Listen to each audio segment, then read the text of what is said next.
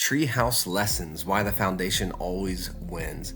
I've always loved treehouses. As a kid, they have always felt magical. From the woods in Indiana to South Carolina, I've always loved being out building things, like treehouses, tree forts. The Swiss Family Robinson looked like a dream. The Sandlot, what better place for kids to be kids?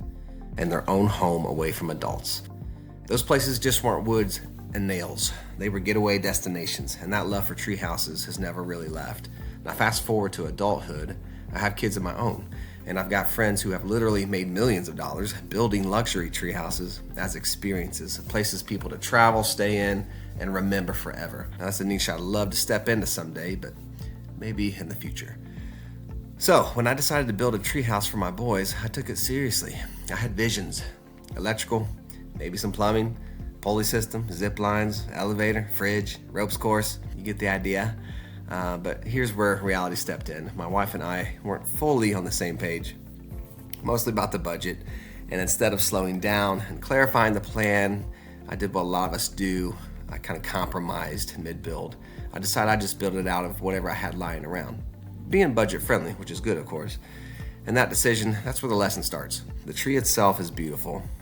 What I think is a double oak, though I originally thought it was a poplar. If you know, drop it in the comments.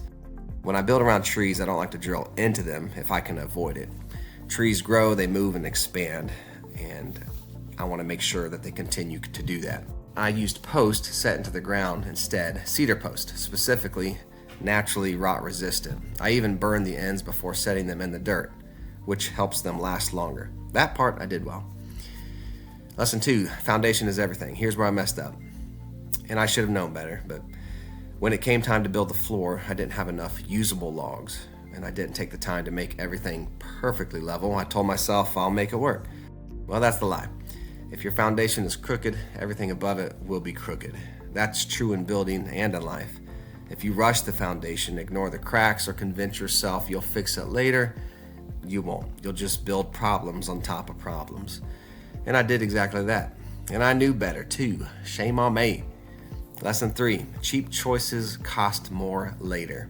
I used cheap OSB board for the floor instead of proper sheathing or solid planks. It was faster, it was cheaper, and now it's rotting. The walls, ironically, those are tanks, thick reclaimed trailer decking from a neighbor. You could fire a cannon at those suckers, and that should have been the floor. But when you compromise early, you don't get to choose where the consequences land. Lesson 4, vision without commitment fails. As I framed the walls, I realized the slope, nothing was plumb, square.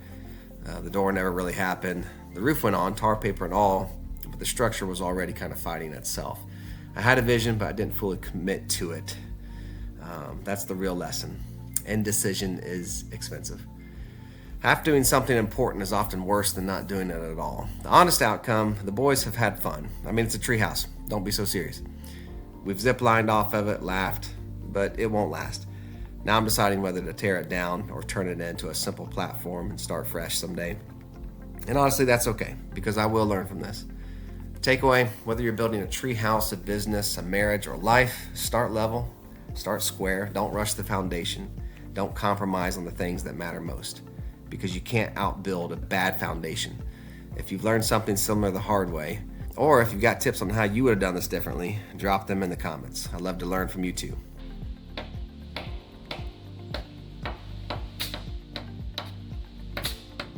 Alrighty. All right, you're good.